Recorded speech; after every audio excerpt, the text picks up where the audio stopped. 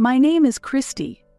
I am currently 31 years old and working remotely from my parents' house, where I perform my daily duties. I do not have a boyfriend at the moment, and my family consists of my parents and my brother, who got married last year. For a long time, I believed that my brother and his new wife, Jana, were living happily. However, recently Jana has started visiting our house frequently. For her, this house is her in-laws, and I initially thought she might be nervous about how to interact during her first visit. However, she seemed very relaxed and showed no signs of nervousness. On the other hand, I am always captivated by Jana's beauty and her confident demeanor, which makes me feel nervous. Jana treats me like her own sister, speaking openly and directly without hesitation. One day she asked me, "Christy, I heard you don't have a boyfriend. Why don't you have a partner? Are you uncomfortable around men?" I responded, "It's not like that, but I'm busy with work and don't have many opportunities to meet people. Because I work remotely, my chances to meet men are very limited, and I do not have time to participate in mixers or use matchmaking services." After hearing my reply, Jana nodded thoughtfully and said, "The lack of opportunities is a big problem. If an appropriate person appears, I would like to offer advice on makeup and fashion to enhance your charm. Jana cares for me as if she were my real sister, showing a willingness to support and encourage changes in my life. I am always deeply grateful for her warm consideration and supportive words. First, it's important to break away from your current plain style and practice going out, improving your makeup and fashion sense when you have a chance to meet an attractive man. Christy, you first need to possess the basic elements that make people like you," Jana suggested. "Ah," I sighed deeply. Her mention of the basics of being liked specifically refers to the style of my appearance. During remote work, I often use a bandana to keep my bangs in place for better concentration, and since I spend a lot of time at home, I rarely wear makeup. I just focus on moisturizing. As there is little need for me to go out, I usually wear comfortable loungewear at home. It's unimaginable for me to go out in this style. Therefore, since Jana only sees me at home, there might be a misunderstanding about how I appear when I go out. In reality, at my brother's wedding and other official family gatherings, I have always made sure to wear appropriate makeup and clothing. However, it seems that Jana has completely forgotten about these efforts of mine. "Let's start by checking out your closet," Christy, Jana exclaimed. She then entered my room without hesitation and began thoroughly inspecting my closet. I hesitated for a moment about stopping her, but feeling that her actions were all well-intentioned, I ultimately decided to just observe. I don't own many clothes, but I am selective about my purchases, ensuring they fit my style. My favorite brand of clothing is neatly stored in my closet, which surprised Jana when she saw how organized it was. "Wow. I didn't expect you to have such nice clothes. Oh, and your makeup items are top-notch too. I thought these clothes from this brand were too expensive for me." As she spoke, Jana picked up each piece of clothing and opened my makeup case, exploring my room as per her interest. After about an hour, feeling that she might be overdoing it, I decided to speak up. "Jana, it's about time." She snapped back to reality at my words and said, "Oh, I got carried away looking through your clothes and makeup. I've checked everything, and it seems there's no need to buy anything new. I even took out all the winter clothes, and they are fine. Maybe you just bought the recommended makeup items without understanding them." Seeing the winter clothes scattered about, which should have been neatly stored, I sighed internally. I was a bit disappointed that Jana had no intention of tidying up, but I did not mention it. No, I choose my makeup products myself. My skin is sensitive, so I have tried various items over and over and have narrowed it down to the current items. I quietly explained. "Really? But with such high-quality makeup at your disposal, it seems you don't often go out and hence don't use makeup much, do you?" Jana pointed out. "Yes, honestly, I hardly ever put on makeup unless there's a special occasion. I only apply it when it's truly necessary," I replied. Jana seemed unsatisfied and declared strongly, "That won't do. Okay, next time I see you, I'll teach you some makeup techniques." As Jana went through my closet, dusk fell, and she finally decided to head home. I couldn't quite understand why she visited our house so often. Perhaps things weren't going well with my brother. Considering this possibility, it puzzled me deeply why she would come to our house if her relationship with my brother was indeed deteriorating. I tried to grasp Jana's intentions, but I couldn't find an answer, tilting my head in confusion. My parents warmly welcomed her frequent visits and treated her like a member of the family. This was in stark contrast to my own reaction. I couldn't hide my bewilderment. "Isn't it nice for Christy to have a big sister? We're looking forward to Jana giving you makeup lessons next time. But it's not good for Christy to rely too much on Jana," my parents said, and I nodded in agreement, but I harbored mixed feelings inside. In truth, I have never actively sought makeup advice from Jana. My life is incredibly busy right now, and I don't have the luxury to prioritize romance, handling all my makeup needs by myself.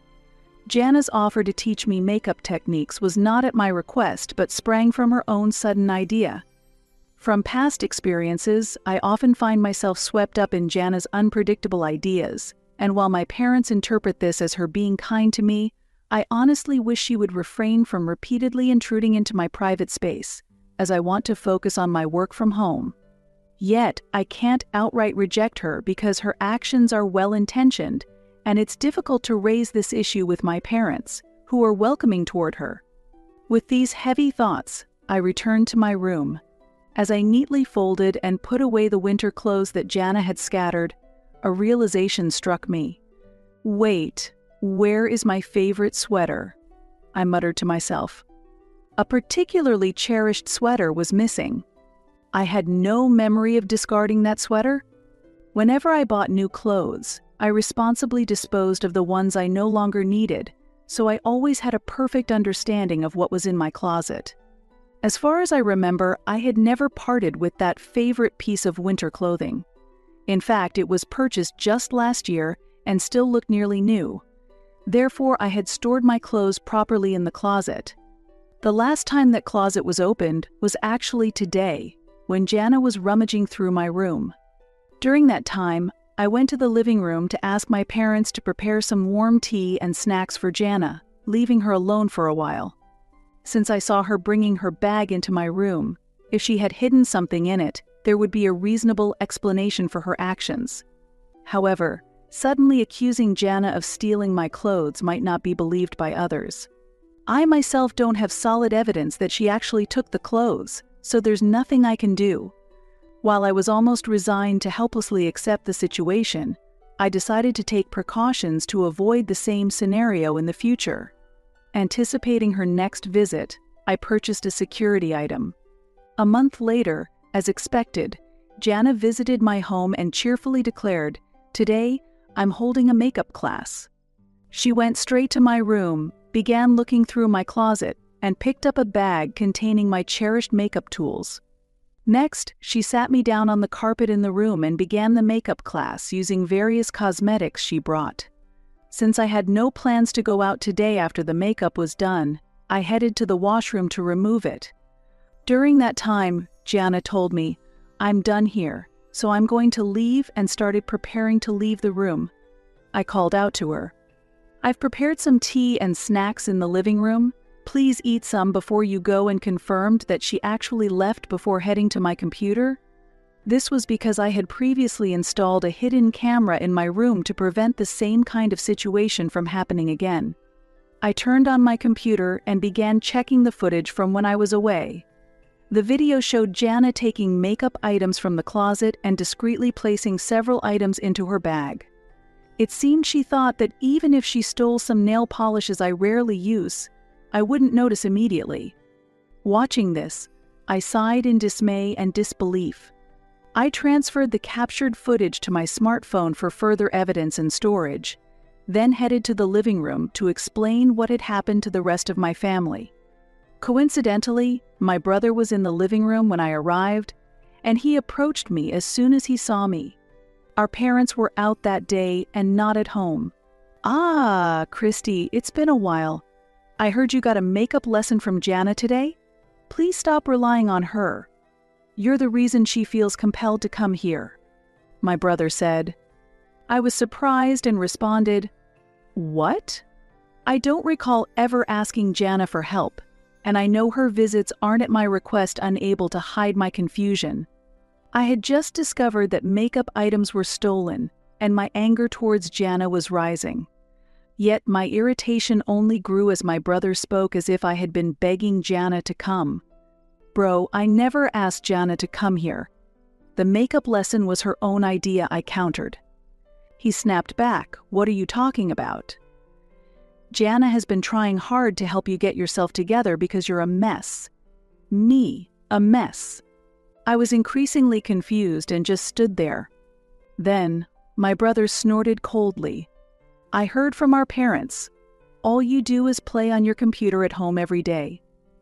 Jana is worried about you. She told me your closet is full of expensive clothes, and you have plenty of good makeup, despite being a NEET. Where do you get so much money? You must be siphoning off our parents. We can't leave this to you anymore. That's why we're taking over the household. This was shocking news to me. My brother seemed to conclude that I was a NEET based solely on the fact that I use a computer at home. However, that's not the truth at all. I earn a solid income through my work from home, and my lack of social outings doesn't mean I'm not actively participating in society. I believed that my parents supported me and understood my situation. I was confident that they would never tell me to leave the house. So when my parents just came home, I decided to act immediately. I relayed my brother's harsh words to them and asked for their help in calming him down. However, my parents didn't immediately try to convince my brother and seemed deeply troubled. They hummed and hawed, apparently pondering something. In a state of urgency, I pressed our parents for clarity. Scott says he's going to live here, but are you really okay with that, Dad and Mom? I asked. Dad quietly responded, "Well, if Scott wants to live here, I see no reason to object." Mom seemed to agree, saying, "Indeed, Jana is a wonderful person, and it might be fun for all of us to live together in this house." Hearing these words, I was completely at a loss for words. At that moment, Scott, standing behind me, wore a triumphant expression and raised his voice. "Unlike you, a NEET who just stays at home, I actually earn money and have a wife. Nobody needs someone like you." I immediately retorted, "I am not a NEET. I work from home." However, Scott continued, dismissively, "Oh, work from home? That's what pathetic people who have dropped out of society do. It's not much different from being a NEET." His words further disheartened me, and I was pained by the deepening rift within our family. His understanding of work from home is mistaken. Many companies nowadays endorse remote work, and plenty of people are fully employed and earning from it. While I am not directly employed by a company, that does not diminish my value. Still, being looked down upon as a NEET by my brother is unpleasant. "All right, the NEET who works from home, pack your stuff and leave," he said. In this situation, both Dad and Mom looked at me and Scott alternately, saying things like, "What to do and we shouldn't interfere anymore," showing their reluctance. It's truly a disheartening situation. Perhaps everyone is charmed by Jana's good nature. Maybe Jana and Scott have talked about how fun it would be to spend more time together if they have children in the future. Compared to me, who doesn't have a partner, the married Scott is more likely to provide our parents with grandchildren. If it comes down to choosing between grandchildren and me, our parents would choose grandchildren. I can't be sure of our parents' true feelings, but it was clear that there was no place for me in this house. Yet, I shed no tears. In the current situation, it's clear that I am at an advantage. Understood. I'll take the furniture and appliances with me, I said, and Scott looked surprised. Jana reacted the same as Scott. "How did a NEET like you afford furniture and appliances?" Scott asked. "Check with Dad and Mom." "The furniture and appliances we got after you moved out were all paid for by me," I responded. After that, I left the room to pack my things and contact some acquaintances. Once I had left, Scott immediately asked our parents, "Can you believe that such a NEET managed to get all that furniture and appliances?" It seemed our parents hadn't grasped the entire situation yet, and with a smile they said, "If Christy is called a NEET, then since you are earning more, Scott, we can buy new furniture and appliances if hers are gone, right?" They also mentioned, "I do want a new massage chair, but Christy called it a waste and opposed buying it." My parents have always been optimistic, and I think they are not worried because Scott, who works at a company, earns well enough even after I leave this house. In fact, Dad tends to spend more than I earn, and I have been paying the property taxes on this house for a long time. They probably hadn't told Scott that fact. Our parents are the type not to share their disadvantages with others. Even as Scott repeatedly brought up money issues, our parents only responded with a laugh. "We're at ease because you are here, Scott." I watched this exchange from the stairs while simultaneously making calls for my moving preparations.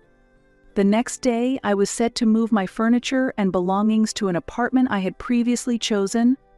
I had asked several acquaintances to help with the move, and everything was planned to proceed smoothly. Scott and Jana were deep in conversation with our parents late into the night, but it seemed they were having difficulty connecting. Meanwhile, I took a brief nap and packed my belongings into boxes. The next day, with the help of my friends, packing was completed and the movers arrived. Fortunately, a friend of mine owns the moving company, and since it was a slow period for moves, it was very helpful. As furniture and appliances were being moved out of the house, Scott and Jana looked stunned. I asked the movers to do a final check of the house, and after confirmation, the truck departed for my new home. "Ms. Christie, shall we head to your new place? I'm sorry for suddenly asking you to help with the move." "Don't mention it. When you said you wanted to set up a new writing environment, I promised to help. It's no trouble at all." "Writing?" Up until then, Jana, who had been silent in surprise, suddenly spoke to me. "Yes, I am actually a novelist. This man here is my editor. I've been planning to move out of my parents' house for a long time to create a better environment for writing. Someone would enter my room without permission and take my clothes and makeup. I wanted to move out sooner. But I couldn't because I was paying the property taxes on this house. That's when Scott and you came and started saying you would live here. I'm so grateful you are here to take care of our parents who love gambling. I don't plan to tell you all where my new place is. I can't stand the thought of a thieving sister-in-law coming over. Oh, and since this house is in my name, I plan to sell it." As I spoke, I pulled out my smartphone and played a video of Jana stealing my cosmetics and putting them in her bag. Seeing this, Jana's face turned pale. My brother and parents, who were not yet aware of her stealing, then looked at her with cold eyes. "Jana, it's not what it looks like." Scott said Christy was a NEET, and it seemed so wrong that a NEET would have expensive cosmetics and clothes. I thought I was doing her a favor by taking them. Regardless of her excuses, the fact remains she stole my things, and she is a thief. I shrugged and said, "Well, this is a good moment to cut ties with everyone." After that, I got into the car driven by my editor. Just before leaving the family home, Scott and Jana were arguing with our parents. If they started fighting in front of the house, the neighbors would surely intervene. I blocked all their numbers on my smartphone to ensure I wouldn't be involved anymore. Months later, during a book signing event, a gaunt Jana showed up with the clothes and nail polish she had stolen from me. "I'm sorry." "I need help," she said. But I responded, "I'm sorry, but I don't know someone like you." Without taking back the clothes or nail polish, I left the scene. According to acquaintances, after the house was sold, my parents' brother and Jana started living together. However, my parents continued their wasteful spending just as they did when I was around. As a result, it seems Scott has stopped providing financial support since his income alone wasn't enough to sustain them. I heard that my parents suddenly became aggressive and started taking it out on Jana and Scott. Jana also started working to support their living, and she is so busy that she hardly has any time to rest, making the idea of having children unthinkable. Since I am no longer involved, I occasionally hear about their situation while I focus on my writing quietly at my new home.